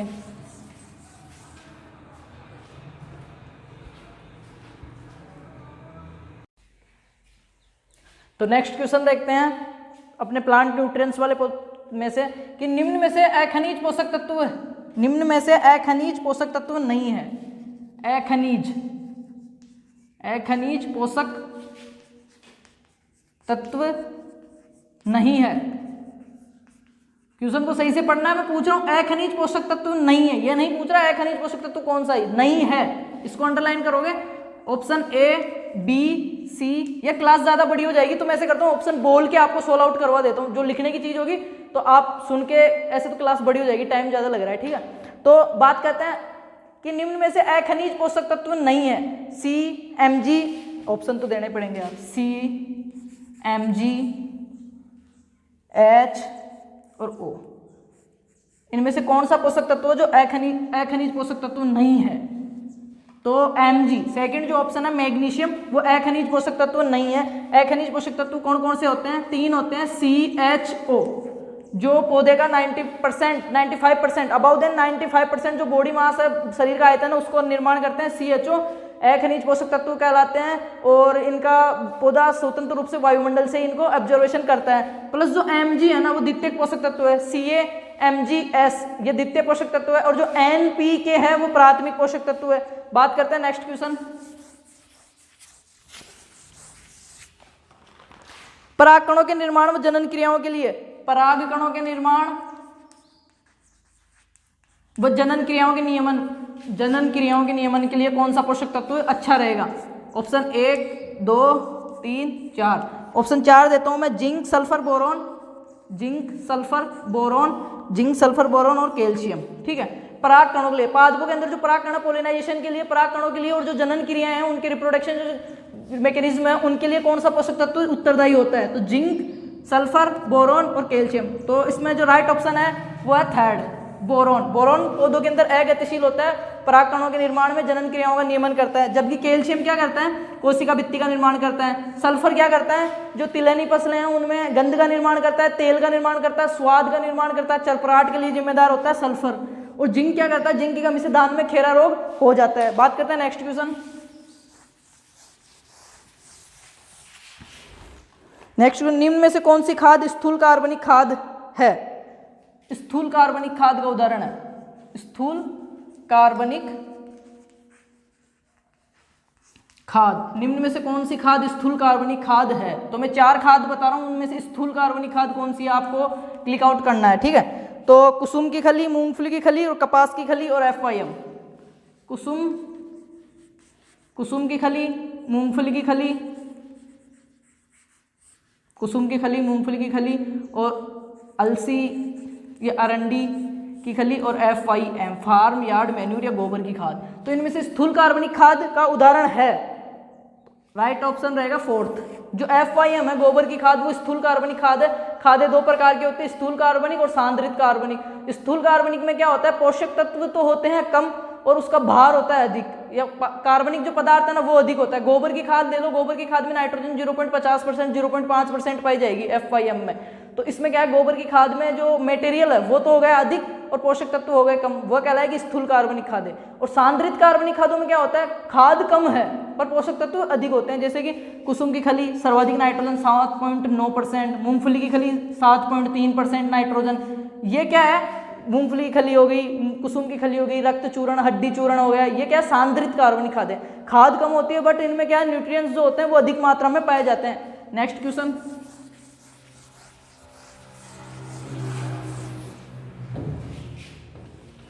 ज्वलनशील उर्वरक के नाम से किसको जाना जाता है, या ज्वलनशील प्रकृति का, ज्वलनशील या विस्फोटक प्रकृति का, विस्फोटक प्रकृति का उर्वरक कौन सा है? 4 ऑप्शन दे रहा हूं मैं, 1 2। ज्वलनशील उर्वरक या विस्फोटक प्रकृति का कौन सा है? तो SSP, sodium nitrate, sodium nitrate, calcium nitrate और अमोनियम नाइट्रेट। ठीक है, ammonium nitrate, calcium nitrate, sodium nitrate, ammonium nitrate. Fourth option है अमोनियम नाइट्रेट। कौन सा आएगा, ज्वलनशील या विस्फोटक प्रकृति का? तो आपने लगा लिया होगा आपका आंसर। इसमें मैं आंसर बता दूं तो फोर्थ जो ऑप्शन है वो राइट है, अमोनियम नाइट्रेट। जो अपना अमोनियम नाइट्रेट है ना वो उर्वरक ज्वलनशील प्रकृति का या विस्फोटक प्रकृति का होता है। उसमें नाइट्रेट कितनी पाई जाती है, 33 से 34%। बात करें इसकी SSP की, सिंगल सुपर फास्फेट, तो ये भारत का पहला अपना बनाया हुआ, खुद के द्वारा बनाया हुआ उर्वरक है। SSP भारत का प्रथम स्वदेशी उर्वरक है। 16% P2O5 पाया जाता है इसमें, 16% फॉस्फोर P2O5 और 12.5% क्या पाया जाता है इसमें, 12.5% कैल्शियम सल्फर पाया जाता है। बात करें सोडियम नाइट्रेट की तो इसमें पाया जाता है 16%। ठीक है, सोडियम नाइट्रेट में क्या पाया जाता है, 16% नाइट्रोजन पाया जाता है। बात करें कैल्शियम नाइट्रेट की तो 15.5% नाइट्रोजन पाया जाता है। अमोनियम नाइट्रेट को ज्वलनशील या विस्फोटक प्रकृति का बोलते हैं। ठीक है, बात करते हैं नेक्स्ट क्वेश्चन।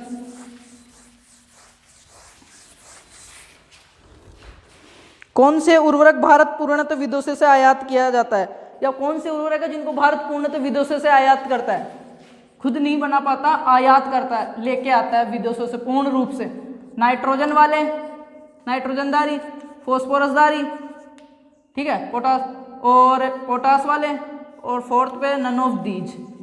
कौन से हैं वह उर्वरक, कौन से हैं जिनको भारत पूर्णतः बाहर से आयात करता है? तो जो पोटेशियमधारी उर्वरक है ना, पोटेशियम वाले उर्वरक भारत में नहीं बनते, इनको भारत बाहर से विदेशों से ही खरीदता है हमेशा। और नाइट्रोजन वाले बहुत बनते हैं भारत के अंदर।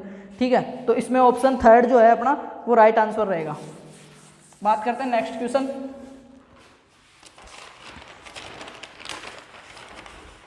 रिंजगा व मेथी में निम्न को किस राइजोबियम प्रजाति से उपचारित करते हैं? रिंजगा और मेथी को, जो अपना रिंजगा और मेथी है ना, रिंजगा और मेथी, इसको कौन सी राइजोबियम की कौन सी प्रजाति से उपचारित करते हैं? जो जैविक उर्वरक है ना उनमें। तो ऑप्शन 4 देता हूं मैं आपको, चारों राइजोबियम की प्रजातियां दूंगा, आप उसमें क्लिक कर लोगे। ठीक है, राइजोबियम ट्राइफोलाई,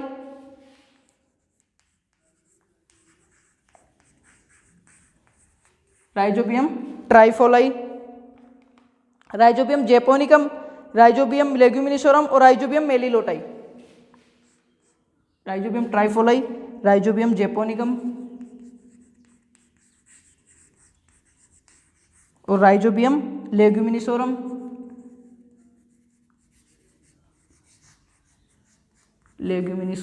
और राइजोबियम मेलिलोटाई।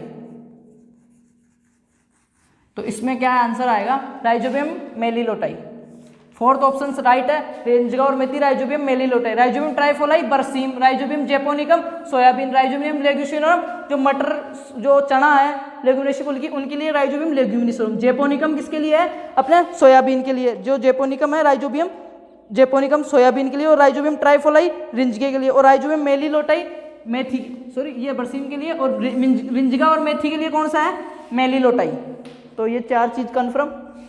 बात करते हैं नेक्स्ट क्वेश्चन।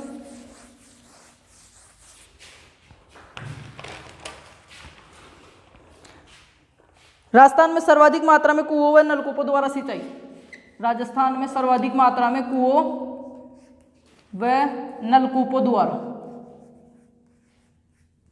राजस्थान में सर्वाधिक मात्रा में कुओं व नलकूपों द्वारा सिंचाई कहां पे होती है? 4 ऑप्शन दे रहा हूं, कौन कौन से 4? अलवर, भीलवाड़ा, गंगानगर, जयपुर। अलवर, भीलवाड़ा, गंगानगर, जयपुर। क्वेश्चन दोबारा देखोगे कि कुओं व नलकूपों द्वारा सर्वाधिक सिंचाई राजस्थान के कौन से जिले में होती है? अलवर, भीलवाड़ा, गंगानगर, जयपुर। तो इसमें आपने आपका आंसर क्लिक आउट कर लिया होगा।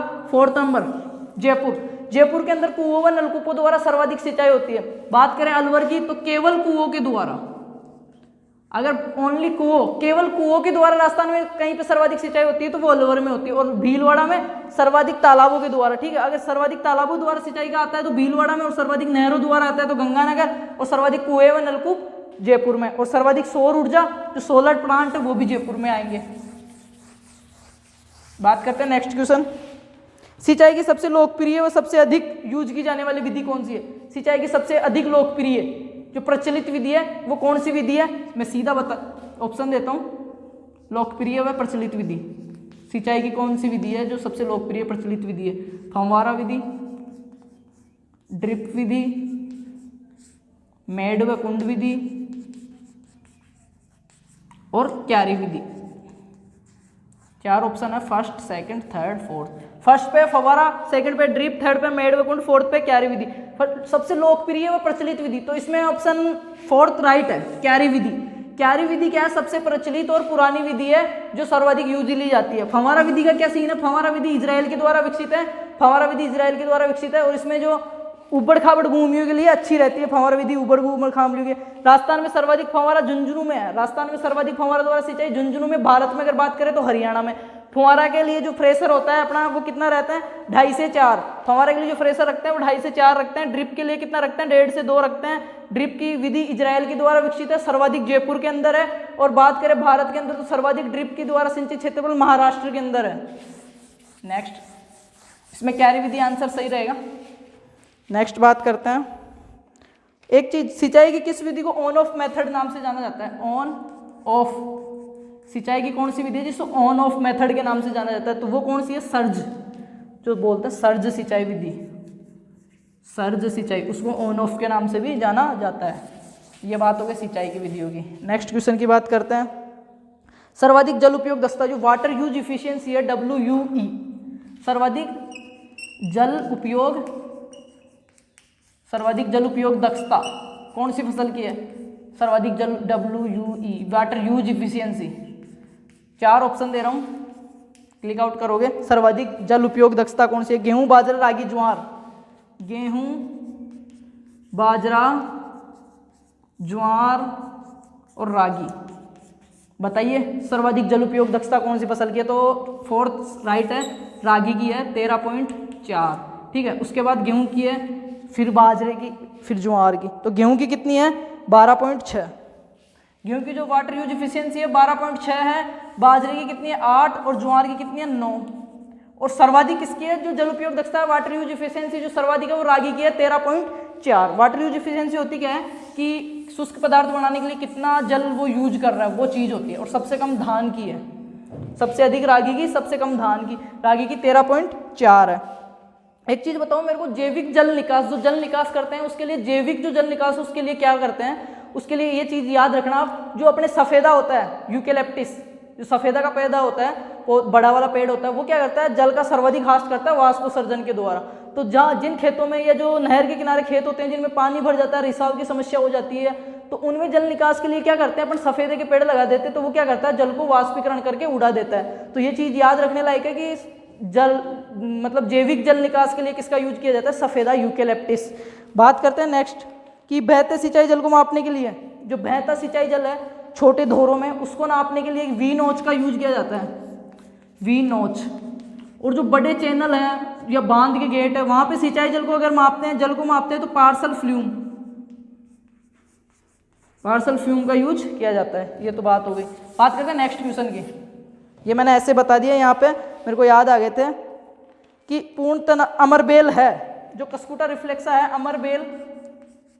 अमरबेल है। 4 ऑप्शन दे रहा हूं मैं। पूर्ण तना परजीवी, अर्ध तना परजीवी, पूर्ण जड़ परजीवी और अर्ध जड़ परजीवी। जो अमरबेल है कस्कुटा रिफ्लेक्सा, पहले तो ये किसका परजीवी ये पता होना चाहिए। ये रिंजगे का परजीवी है, पर है कौन सा? पूर्ण तना है, अर्ध तना है या पूर्ण जड़ अर्ध जड़? तो ये है अपना पूर्ण तना परजीवी। ठीक है, जो कस्कुटा है पूर्ण तना परजीवी है। इसमें बहुत ज़्यादा कंफ्यूजन रहता है लोगों के, तो इसका कंफ्यूजन सोल्व आउट करता हूँ। CLOS, ये ट्रिक याद रखना। आपके जो परजीवी खरपतवार का क्वेश्चन कभी गलत नहीं होगा। CLOS, C यानी कस्कुटा। ये क्या है? पहले आएगा पूर्ण तना, कोई भी चीज आएगी पूर्ण तना, फिर आएगा अर्ध तना, पूर्ण जड़ अर्ध जड़। ठीक है, ऐसे याद रखना। तो जो कस्कुटा है पूर्ण तना परजीवी है। जो लोरेंथस है L, वो अर्ध तना है, पहले पूरा तना फिर आधा तना फिर पूरी जड़ आधी जड़। जो ओरोबेंकी है वो क्या है? पूर्ण परजीवी, पूर्ण जड़ परजीवी। और जो स्ट्राइगा है, जूट जो स्ट्राइगा है अपना रूखड़ी वगैरह, वो क्या है? अर्ध जड़ परजीवी। समझ में आया कि पूर्ण तना परजीवी? पहले तो यहाँ पे लिख लेना CLOS, अगर ऐसा क्वेश्चन आता है तो पूर्ण तना, अर्ध तना, ठीक है, पूर्ण जड़ परजीवी और अर्ध जड़ परजीवी। पूर्ण तना में होगा कस्कुटा C रिफ्लेक्सा, कस्कुटा रिफ्लेक्सा, लोरेंथस, ओरेबंकी और स्ट्राइगा। तो ये हो गया आपका। इसमें राइट आंसर है पूर्ण तना परजीवी है। जो अमरबेल है वो पूर्ण तना परजीवी खरपतवार है रिंजके का। ये CLOS याद रखना, पूर्ण तना अर्ध तना, पूर्ण जड़ अर्ध जड़। बात करते हैं नेक्स्ट क्वेश्चन की कि गाजर घास के नियंत्रण हेतु उपयोग में आने वाला कीट। तो जाइगोग्रामा बाइकरलाटा, सीधा बता देता हूं, अब मैं यार टाइम नहीं रहा है। जाइगोग्रामा बाइकरलाटा गाजर घास के लिए है। ठीक है, गाजर घास के लिए जाइगोग्रामा बाइकरलाटा। निम्न में से मृदा सक्रिय शाकनाशी है। 4 ऑप्शन देता हूं। जो मृदा सक्रिय शाकनाशी है, निम्न में से मृदा सक्रिय शाकनाशी है। 4 ऑप्शन दे रहा हूं आपको। मृदा सक्रिय जो सोइल में एक्टिव फॉर्म में मृदा सक्रिय कौन सा? Paraquat, fluchloralin, atrazine. Paraquat, atrazine, फ्लूकोलोरेलिन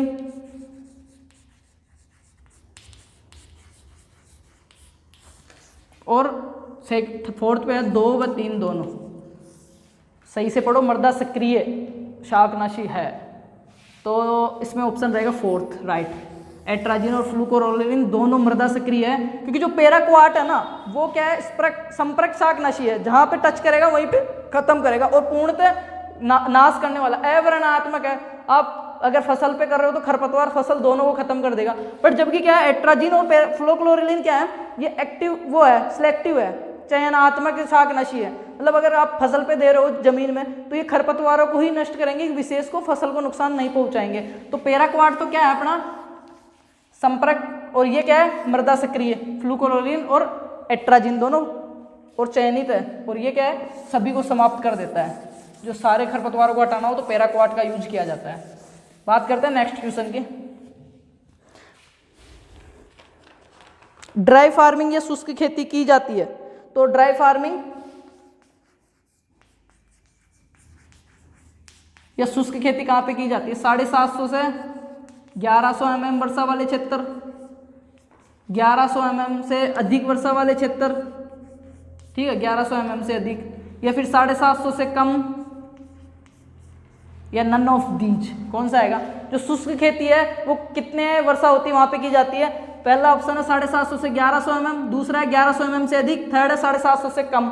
तो जो इसमें तो थर्ड ऑप्शन है वो राइट रहेगा कि जहाँ पे औसत वार्षिक वर्षा 750 mm से कम होती है वहाँ पे शुष्क खेती की जाती है। जहाँ पे और शुष्क खेती के लिए क्या क्या यूज किया जाता है? जैसे प्रकाश परावर्तक, पौधे की पत्तियों के ऊपर एक फिल्म सा चढ़ जाता है प्रकाश परावर्तक, जो रसायन है उनकी वजह से। तो क्या होता है? प्रकाश संश्लेषण कम होता है तो उसको पानी की जरूरत कम पड़ती है। तो उसके लिए क्या क्या यूज किया जाता है? केओलिन और चूना। और जो साइकोसेल है CCC, ये वृद्धि निरोधक है, ये भी शुष्क खेती के लिए यूज किया जाता है। बाकी शुष्क खेती के लिए जो PMA, एट्राजिन वगैरह है, ये भी शुष्क खेती के लिए PMA, एट्राजिन वगैरह क्या है? पादप की जो रंध्र है ना, स्टोमेटा, उनको बंद कर देते हैं। बात करते हैं नेक्स्ट, इसमें 750 mm से कम वाले क्षेत्रों में शुष्क खेती की जाएगी। याद रखना ये चीज। किसानों द्वारा उपयोग करने वाला बीज है, जो किसानों को बीज दिया जाता है उस पर कौन सा टैग होता है, वो चीज और कौन सा है वो। तो 4 ऑप्शन दे रहा हूं मैं, 1 2 3 4। पहला है आधार बीज, फर्स्ट ऑप्शन आधार बीज। क्वेश्चन क्या है अपना, किसानों द्वारा उपयोग वाले बीज हैं आधार बीज, प्रजनक बीज, पंजीकृत बीज और मूल केंद्रक बीज, न्यूक्लियस जो सीड है। किसानों को दिया जाने वाला बीज कौन सा है इनमें से, आप अपना आंसर क्लिक कर लो। थर्ड ऑप्शन सही है, ठीक है। प्रमाणित जो अपना बीज है वो दिया जाता है, कौन सा दिया जाता है, प्रमाणित बीज, ठीक है। सॉरी पंजीकृत नहीं है ऑप्शन में, प्रमाणित है, मैंने लिखने में गलती कर दी। जो प्रमाणित बीज है सर्टिफाइड सीड, ठीक है। प्रमाणित बीज किसानों को दिया जाता है और इस पे नीले रंग का टैग होता है। ये ऑप्शन लिखने में ध्यान नहीं दिया मैंने, कोई दिक्कत नहीं है। जो किसानों को दिया जाता है प्रमाणित बीज दिया जाता है, नीले कलर का टैग होता है। जो आधार बीज है इसको मदर सीड बोलते हैं, इस पे सफेद कलर का टैग होता है। कैसे याद रखना है, सफेदार, सफेद आधार, सफेद पे कौन सा होता है, सफेद टैग वाला आधार बीज होता है। और प्रजनक बीज पे पीला, सुनहरा पीला होता है। मूल केंद्रक बीज जो होता ही है, जिसकी आनुवंशिक शुद्धता 100% होती है। तो अपना इसमें आंसर क्या है, राइट आंसर कि किसानों को दिया जाने वाला बीज जो नीला टैग वाला होता है, ठीक है, प्रमाणित बीज होता है, सर्टिफाइड सीड होता है, नीला टैग वाला होता है।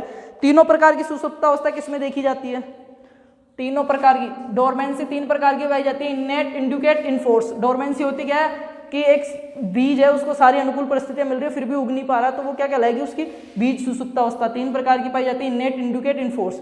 और पर्सन क्या है, तीनों प्रकार की अपनी जो सुसुप्त अवस्था है, बीज सुसुप्त अवस्था है तीनों प्रकार की, वो कौन सी फसल में देखी गई है, मूंगफली। ऑप्शन दे रहा हूं, फर्स्ट 1, सेकंड पे है ज्वार, थर्ड पे है जई और फोर्थ पे है आम। कौन सी फसल के बीज में तीनों प्रकार की सुसुप्त अवस्था देखी गई है, तो राइट आंसर है इसमें जई। जो जई के बीज होते हैं इसमें इंड्यूकेट, इनफोर्स और जो 3 प्रकार की सुसुप्त अवस्था तीनों पाई जाती है। और एक और विशेष चीज, जो जई के बीज है ना उनमें NO3 प्रकार का रसायन भी पाया जाता है। NO3 किस में पाया जाता है, जई में पाया जाता है। तीनों प्रकार की सुसुप्त अवस्था भी जई में ही पाई जाती है। बात करते हैं नेक्स्ट क्वेश्चन के। एक चीज अब सीड का आ गया है तो मैं एक चीज बता देता हूं आपको, परीक्षण भार और सीड इंडेक्स, 2 चीज होती है, टेस्ट वेस्ट और सीड इंडेक्स। परीक्षण भार एक होता है क्या, एक तो परीक्षण भार होता है, एक बीज सूचकांक होता है, ठीक है। तो परीक्षण जो भार है अपना उसको क्या बोलते हैं, टेस्ट वेट। एक होता है सीड इंडेक्स, बीज सूचकांक, सीड इंडेक्स या बीज सूचकांक। तो परीक्षण भार या टेस्ट वेट क्या होता है वो चीज समझेंगे कि सीड इंडेक्स, सी 100 याद रखना, इससे 100 बीजों के वजन को क्या बोलते हैं, सीड इंडेक्स, ठीक है। बीज सूचकांक 100 बीजों के वजन को, और ये क्या मोटी जो फसलें हैं ना, मोटे जिनके बीज होते हैं उनका किया जाता है सीड इंडेक्स निकाला जाता है। सीड इंडेक्स, बीज सूचकांक 100 से 100 याद रखना, सीड से 100 याद रखना। और टेस्ट वेट या परीक्षण भार में क्या होता है, 1000 दानों का वजन, किसी फसल के 1000 दानों का वजन परीक्षण भार या टेस्ट वेट। जिनके छोटे हैं जैसे बाजरा हो गया, जिनके दाने बहुत छोटे होते हैं ना, उनके 1000 दानों का वजन क्या कहलाता है, टेस्ट वेट। और 100 दानों का वजन क्या कहलाता है, सीड इंडेक्स। तो ये चीज क्लियर होनी चाहिए आपकी। बात करते हैं नेक्स्ट कि नेक्स्ट क्वेश्चन अपना सुपर राइस से संबंधित व्यक्ति है। जो सुपर राइस है उसके संबंधित व्यक्ति कौन सा है, 4 ऑप्शन दे रहा हूं आपको। सुपर राइस से संबंधित व्यक्ति कौन सा है, 4 ऑप्शन है। युवांग लोंगपिंग, युवांग लोंगपिंग। सेकंड जो ऑप्शन है वो है एस नागराजन, युवांग लोंगपिंग, एस नागराजन, गुरुदेव सिंह खुस और इंगो पेटे, GS खुस। 4th नंबर पे है इंग्रो पोर्टिकस। तो कौन सा है जो सुपर राइस है उससे संबंधित व्यक्ति कौन सा है? आप अपना आंसर क्लिक कर लिए होंगे, इसमें राइट ऑप्शन है थर्ड। जो गुरुदेव सिंह घुस है वो सुपर राइस की खोज की थी या इन्होंने बनाया था, तो जीएस घुस सुपर राइस से संबंधित है। जो युवांग लोंग पिंग है वो संकर राइस से संबंधित है, और जो एस नागराजन है वो गेहूं से, सुपर गेहूं है उससे संबंधित है। और जो इंगोपोर्टिकस है, इंगोपोर्टिकस वो क्या है? गोल्डन राइस जो था बीटा कैरोटीन वाला गोल्डन राइस, उससे संबंधित है। बात करते हैं नेक्स्ट क्वेश्चन की।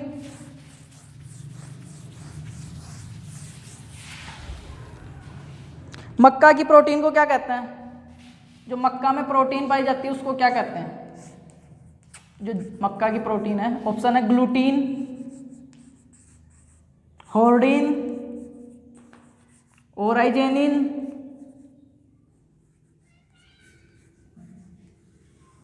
ठीक है। फर्स्ट ऑप्शन है ग्लूटीन, होर्डिन, ओराइजेनिन और फोर्थ है जीन।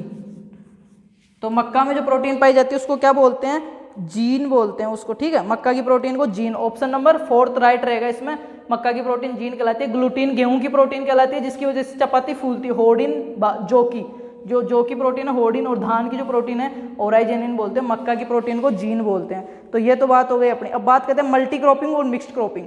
मल्टी क्रॉपिंग में क्या होता है? दो या दो से अधिक फसलों को, मल्टी क्रॉपिंग दो या दो से अधिक फसलों को एक जगह लगाना मल्टी क्रॉपिंग। और मिक्स क्रॉपिंग में क्या होता है? दो या दो फसलों को एक साथ लगाते हैं पर एक निश्चित कतारों में लगाते हैं। जैसे दो फसलों के बीजों को एक जगह करके छिड़क दिया, मल्टी क्रॉपिंग, ठीक है। वो तो क्या हो गया? Multi cropping. और दो फसलें, एक लाइन गेहूं की एक लाइन अलग चीज की सरसों की, उसको क्या बोलते हैं? Mixed cropping.